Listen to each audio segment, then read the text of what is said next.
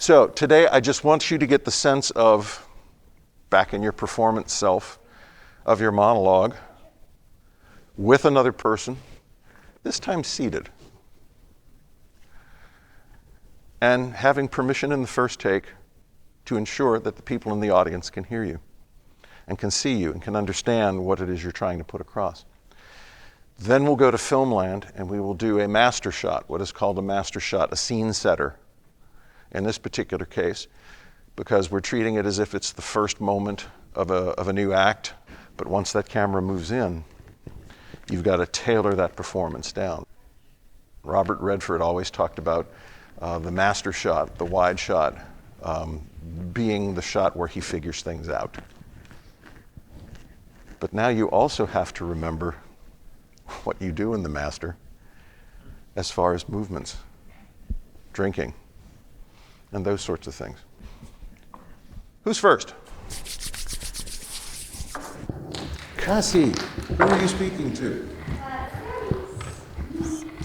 All right. Stand by, please. Go ahead and roll. And action. You think I'm a freak, don't you? Look, I know it's kind of freaky to bring up Jesus when I've only just met you, but look at it this way. I mean, like, you could die tomorrow. Or you could die this afternoon, you know, like a car crash. Or a heart attack or something. And at least I would know that you didn't die not ever having heard of Jesus. So,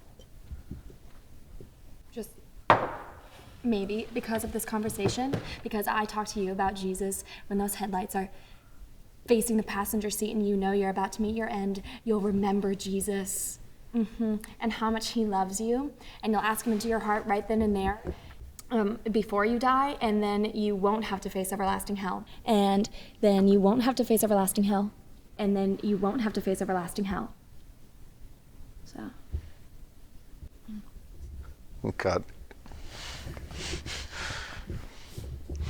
Just watching you do that whole beginning, in my mind, I've already got how I would open the scene. Just watching what you did at the very beginning.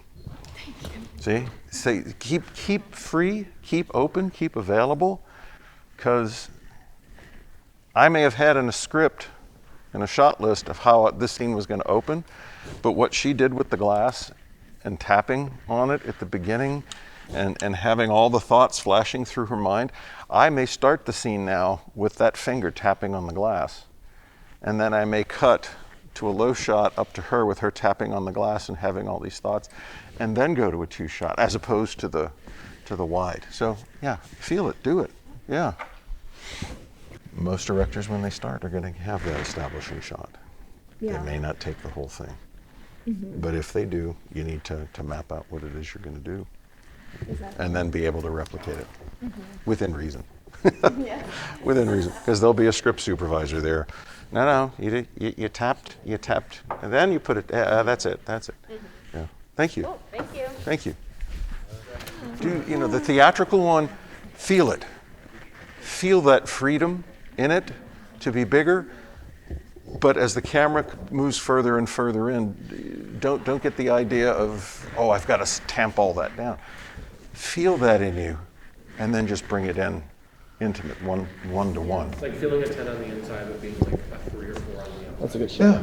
It's interesting because the two forms require two different types of specificities. You know. Yeah, the first one's got the triangle now. Right.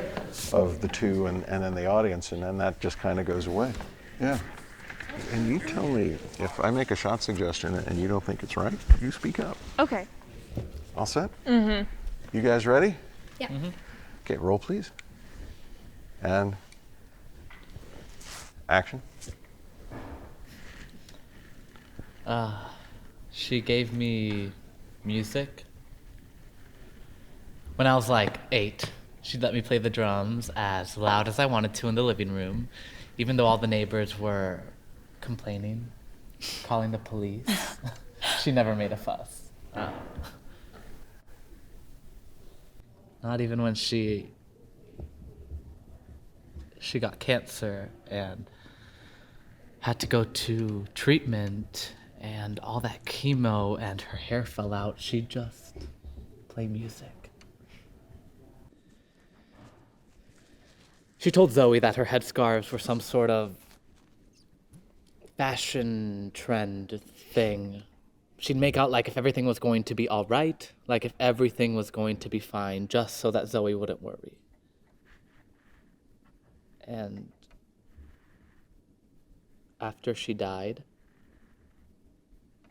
I did the same. I didn't cry.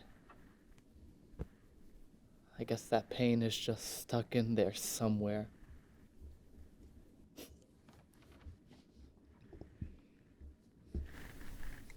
Cut. How do they feel?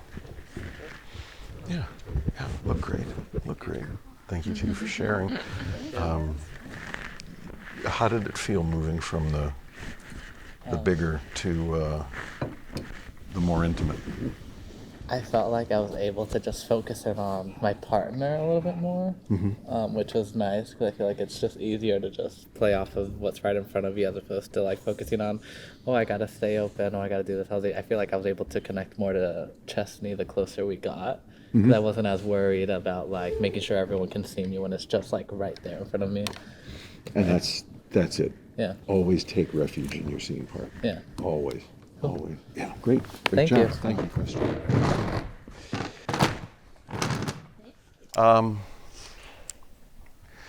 I wanted to come back to this again to give you the theatrical flavor again. And because this is one of your home bases in here and the familiarity here. And I wanted you all to go back and have that theatrical feel again and then see what you've managed to accrue to learn over this time.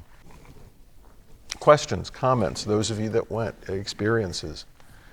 What did you see? Chesney?